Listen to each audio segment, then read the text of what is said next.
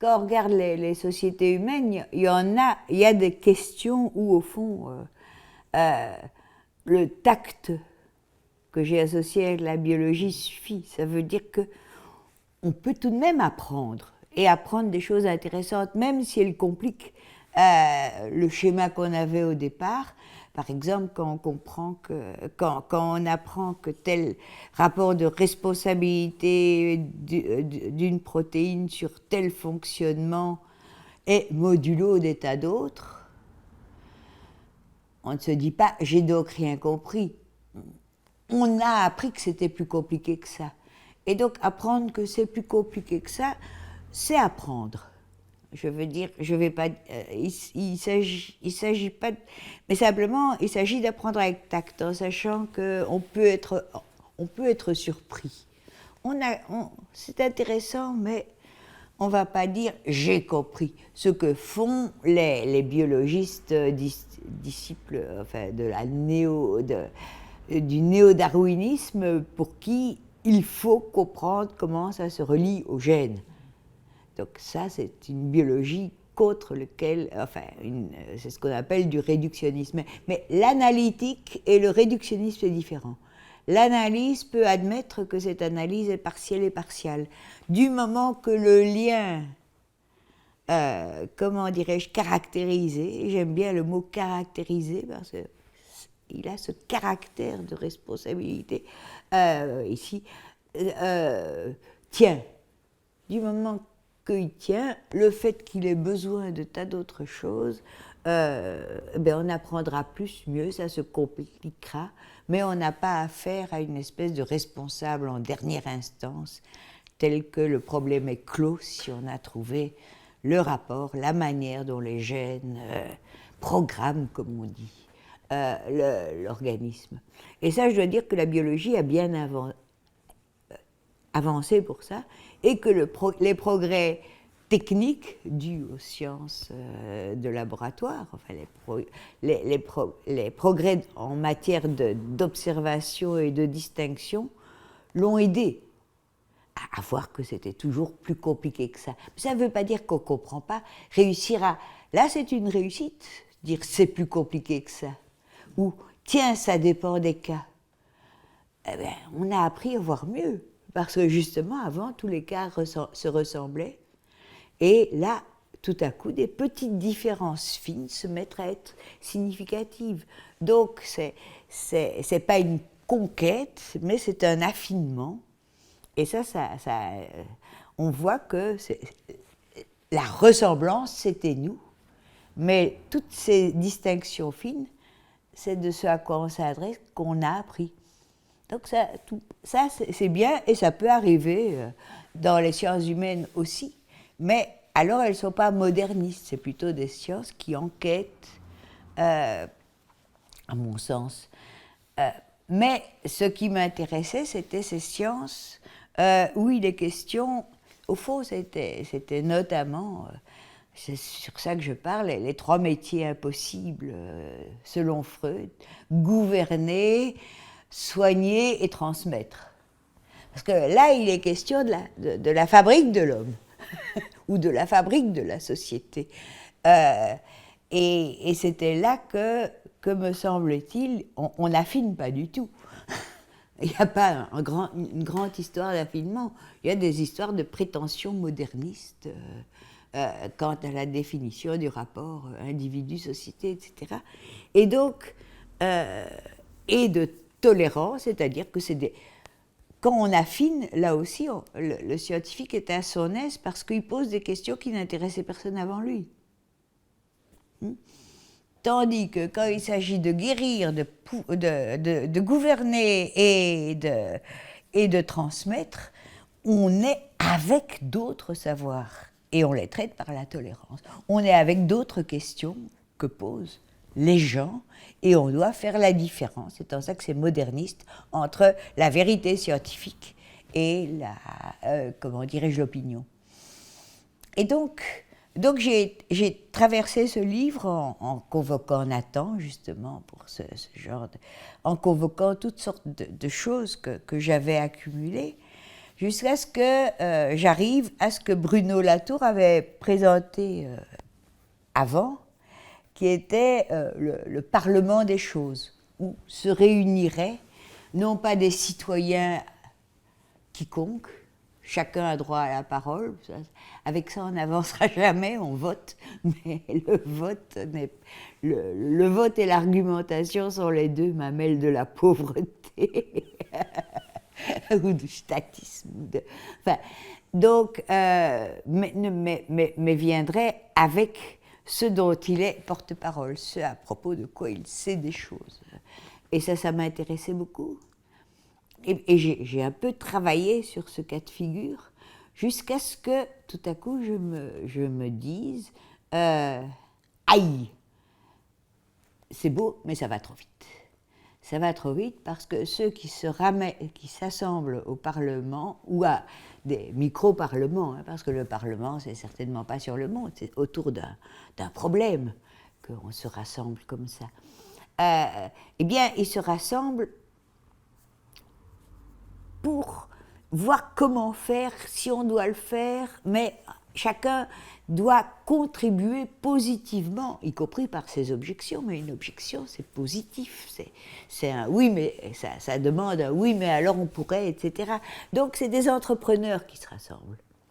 Et quelque part dans mon histoire, j'avais vu en quoi c'était redoutable. Et ça, je raconte une anecdote. J'avais participé à des séances où on essayait de transmettre justement du savoir à des gosses, de leur raconter des morceaux de science, mais de manière différente. Il y a eu des très beaux moments, et puis il y a eu un moment cauchemaresque. C'était l'un d'entre nous qui avait proposé au gosse qui devait avoir 11 ans, qui se retrouve sur une île déserte avec aucune pénurie. Il doit y avoir un bateau qui a assombré, ils peuvent... Enfin. Donc le seul problème, c'est s'organiser. Comment vous allez faire? Puis ça se fait beaucoup d'enthousiasme, chacun contribue au bien commun, jusqu'à ce qu'une petite fille dise « Ben moi je ne ferai rien ». Toute l'attention est tournée vers elle. Et on se met à lui proposer « Tu voudrais pas faire ça, tu voudrais pas faire ça, tu voudrais pas faire ça, tu voudrais pas être chef ?» Mais non, puisque je ne fais rien. Mais alors je te mets en prison. Tu iras en prison. Pourquoi? Parce que j'ai rien fait. Et puis la phrase tombe « Je dirais que tu as tué mon chien ». On était tombé dans la vilainie. Donc, dans une relation, dans un groupe où on essaye de construire un possible, de contribuer, de le mettre à l'épreuve, de se disputer pour qui fera mieux ça comme ça, etc., celui qui dit « ça ne m'intéresse pas » et qui pourtant est là et dit « mais je ne contribue pas », simple, votre truc ne m'intéresse pas et pourtant je dois être là parce que, en l'occurrence, parce que vous me mettez en danger, mais je n'ai pas à vous dire comment faire, vous me mettez en danger. Si vous faites ça, vous me détruisez, c'était ça, etc., va troubler le jeu et susciter la haine. Nous sommes un peuple, toutes ces histoires de pratiques scientifiques, contrairement aux pratiques magiques peut-être, mais de pratiques scientifiques, c'est des pratiques d'entrepreneurs. Il devrait pouvoir être possible d'apprendre. Et si tout à coup l'entrepreneur se heurte à quelqu'un qui, un peu, j'aime bien la nouvelle de Bartleby, je préférerais ne pas, eh bien, le narrateur, qui est le notaire chez qui il travaille, devient fou. Il lui donnerait bien, il lui laisse la place, il lui donnerait bien la moitié de son entreprise, s'il veut bien faire comme les autres et s'y mettre, quoi. Donc, je me suis dit, on est des dangers. On a cultivé un esprit d'entreprise qui nous rend danger public. Donc ça veut dire qu'il faut penser ce Parlement des choses, mais avec d'autres qui y existent et qui doivent pouvoir dire « si vous décidez ça, vous me détruirez ». C'est tout ce que j'ai à dire. Donc une écologie des pratiques différentes. Oui, il n'y a plus question de symbiose. Et à ce moment-là, je me suis mis à imaginer des choses qui étaient, notamment le personnage du diplomate. Ceux-là ont besoin de diplomates, parce que ce que dit l'autre, c'est si je suis faible, vous me détruirez, sinon c'est la guerre. Hein. Donc la question de la guerre. L'écologie des pratiques, ça peut aussi poser la question de la guerre et de la différence entre guerre et paix. Ce que nous connaissons, c'est plutôt la paix par pacification. Tout le monde sera d'accord. Hein? Eh bien, là, tout à coup, c'était la question intrinsèque à l'écologie des pratiques. Celui-là est une pratique telle qu'il ne veut pas, ça ne l'intéresse pas de contribuer, mais si vous faites ça, vous me détruirez, ou ce sera la guerre. Vous m'aurez peut-être... Et donc, le diplomate est celui qui entre en scène là où est posée la question de la guerre et de la paix. Hein?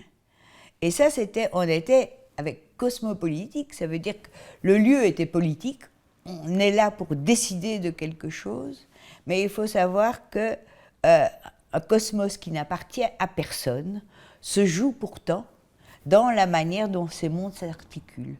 Des mondes peuvent être détruits.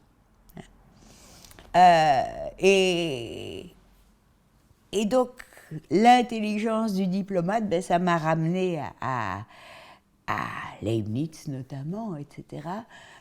C'était cette fin spéculative où, justement, la question de qui n'a pas de voix au sens contributeur, objecteur, mais objection, comment dirais-je, constructive, comme on dit,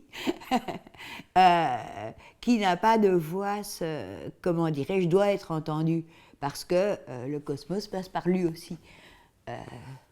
Le cosmos n'est pas l'objet des entrepreneurs, quoique ils fassent des mondes, mais le cosmos, c'est comment ces mondes s'entrelacent. Et donc ce mot cosmopolitique, très curieusement, écologie des pratiques, ça a bien marché aussi, comme tout à coup, qui cite quoi. Et là, notamment, ça commence à se faire en pays anglo-saxons, parce que je commençais à être traduite. Et écologie des pratiques, c'était intéressant comme... mais cosmopolitique, ça m'a vraiment surprise, parce que c'était effectivement pas seulement des ethnologues, mais des lutteurs, des penseurs, disons, qu'on appelle maintenant décoloniales. Ou qu'on appelle environmental humanity, des penseurs des relations multispécifiques. Et là aussi, ne pas avoir de voix, là, ça devenait très, très, très concret, au sens voix des indigènes. mais ça m'a appris quelque chose, au sens où, mon problème était déplacé. Il ne s'agissait plus tellement de science.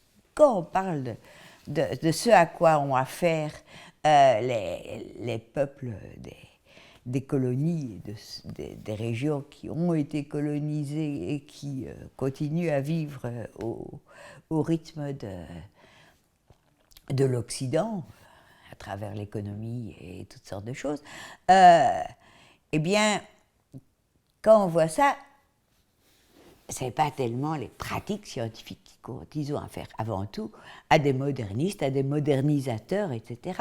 Donc, mon idée de pratique scientifique, elle était correcte, mais elle était très secondaire pour eux. Et donc, cette dimension ontologique des mondes qui peuvent être détruits, et ce faisant, elle devenait beaucoup plus, comment dirais-je, le contraste massif entre ces mondes fragiles, mais pas face à une autre ontologie, c'est ça que j'ai dû mettre pour attention. Ce dont vous parlez, c'est des modernistes, du front de la modernisation, comme a appris à le dire Latour, et ceux-là n'ont pas d'ontologie. Il n'y a pas d'ontologie moderne au sens. Je veux dire que vous n'allez pas, il n'y a pas la même, justement. Si on veut parler vraiment d'ontologie, c'est-à-dire à quoi répondent les êtres, à quoi sont-ils sensibles, quel lien entre eux, etc. Enfin, ça, vous devez aller voir les pratiques vivantes des sciences, notamment. Mais ce à quoi vous avez affaire, c'est des rouleaux compresseurs anti-ontologiques.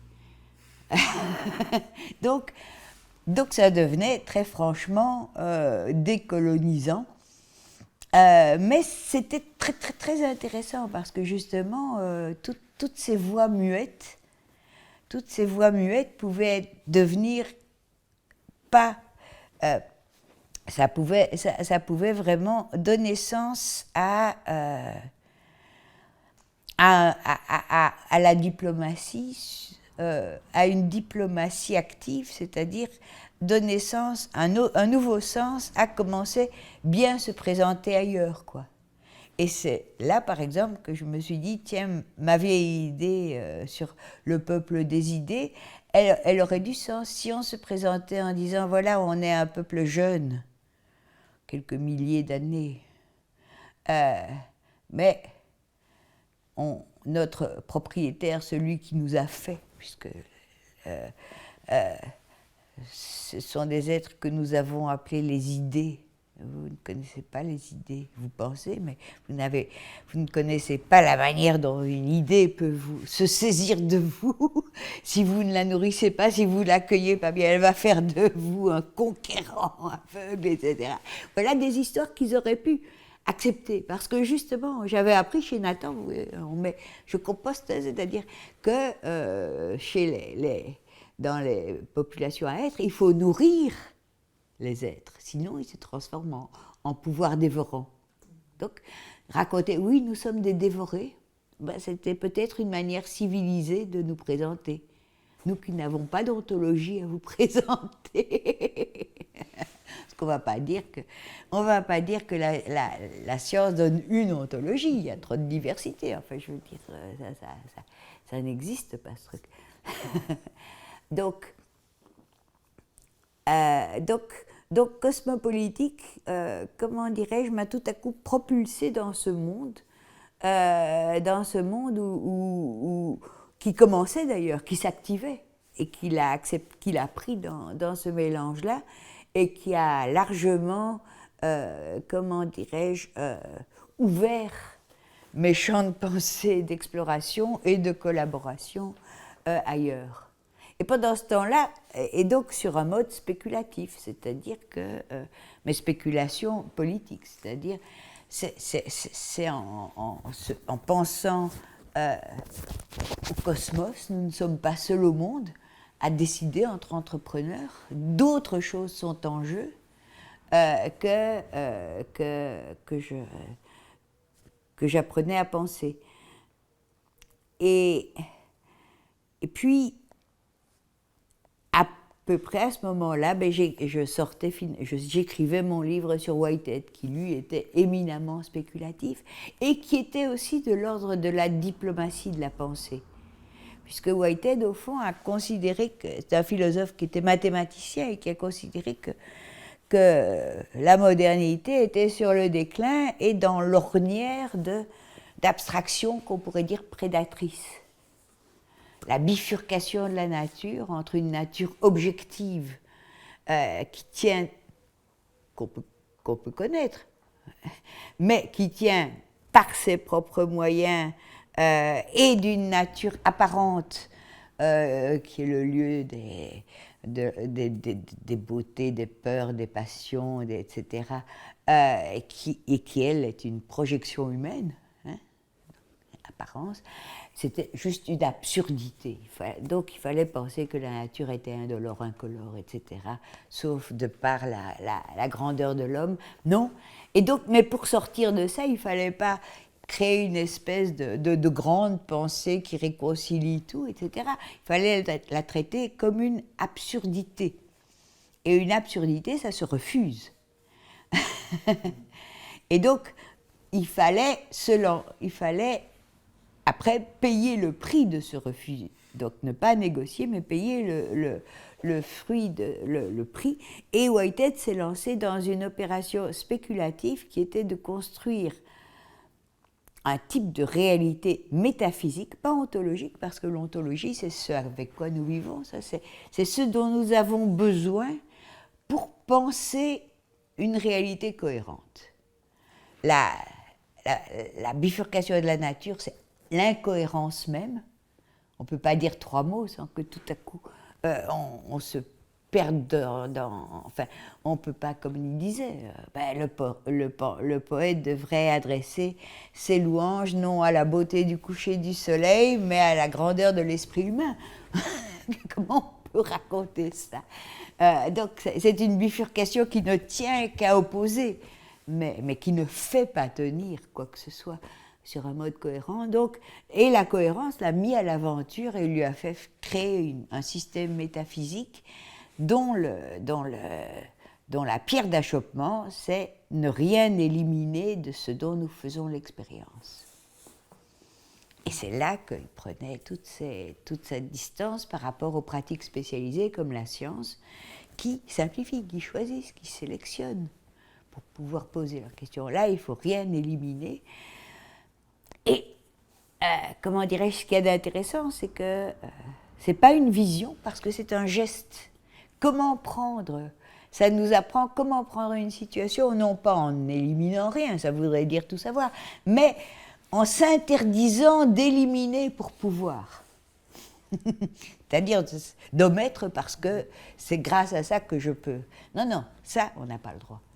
Donc, tout ce qui importe pour nous doit importer. Et ça, c'est quelque chose que j'avais utilisé, mais que j'ai développé, et qui crée un rapport d'humour, mais aussi de, comment dirais-je,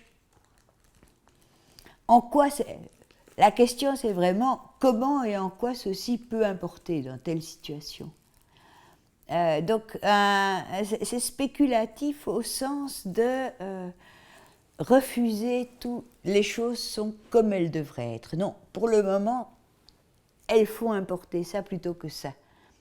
Ça pourrait être très différent, etc. Donc, ça crée un sens de possible qui insiste et qui ne donne pas l'esprit d'entreprise au sens c'est possible donc je vais le faire, qui anime les entrepreneurs, mais un sens de ça aurait pu être autrement, qui est un sens de liberté mais aussi d'humour.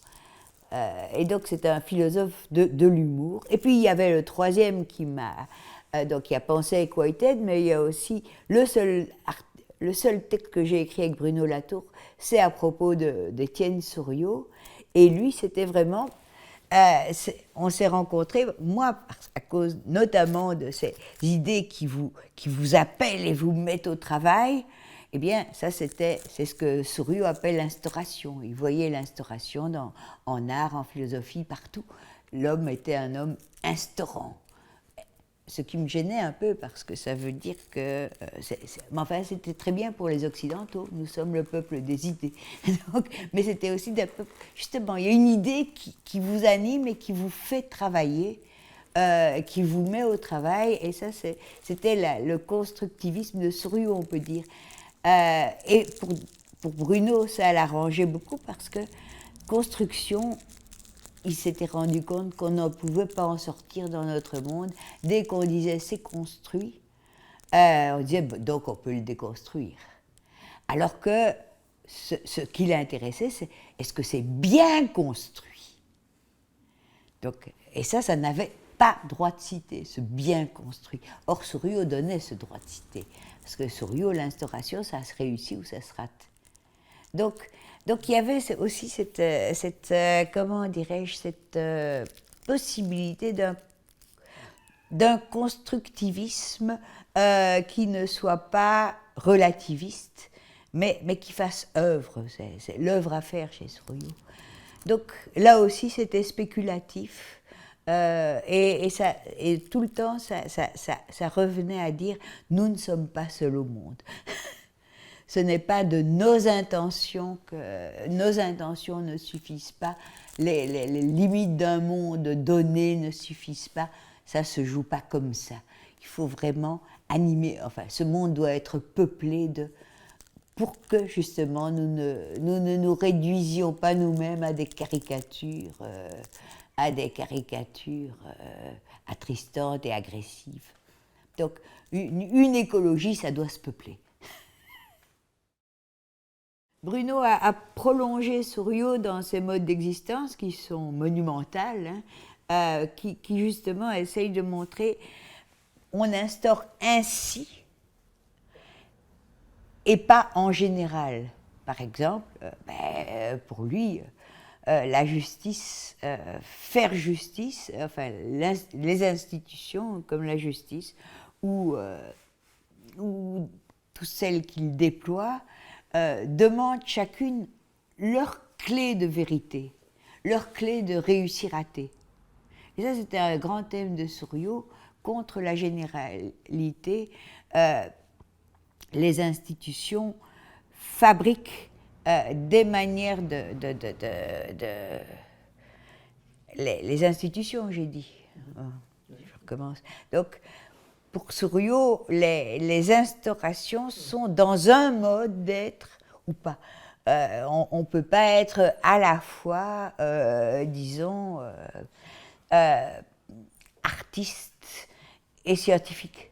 C'est deux types de réussites différentes, etc. Et ça intéressait beaucoup Bruno parce que ce qu'il n'aimait pas, c'était justement les mauvais mélanges, et moi non plus d'ailleurs. Mais les mélanges quand tout à coup quelque chose qui a été obtenu sur un chemin expérimental veut expliquer une guérison. Mais non, une guérison, c'est un autre registre. Guérir, c'est autre chose que modifier un fonctionnement analysé en laboratoire ou identifié en laboratoire. Ça peut se faire si la maladie est liée à des bactéries et qu'on a l'antibiotique pour tuer la bactérie. À ce moment-là, le corps n'est qu'une immense éprouvette et on fait le geste du laboratoire de mettre un antibiotique connu pour... etc. Ça, c'est pas guérir, c'est continuer la lutte dans le corps. Mais donc, et encore, justement, on a des surprises avec les résistances des bactéries, désormais.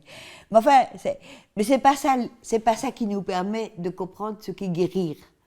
C'est une confusion de registres. Et là, je suis tout à fait d'accord avec lui. Et ça donne quelque chose de plus opérationnel de ce point de vue. Whitehead, c'est de la gymnastique. C'est de la gymnastique on pourrait dire autrement. Et si on disait autrement, ce truc-là se mettrait à compter. Donc c'est vraiment de la gymnastique conceptuelle dont j'ai beaucoup appris. Tandis que Souriau, c'est le sens du mauvais goût.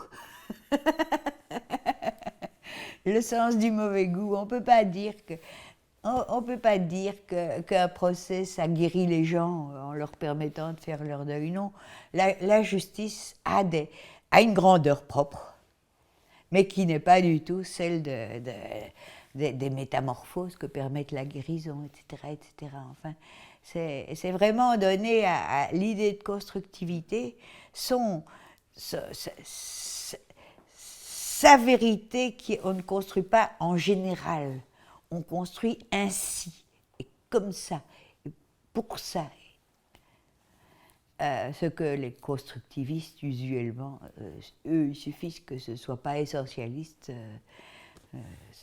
Enfin, ça enrichit beaucoup le monde.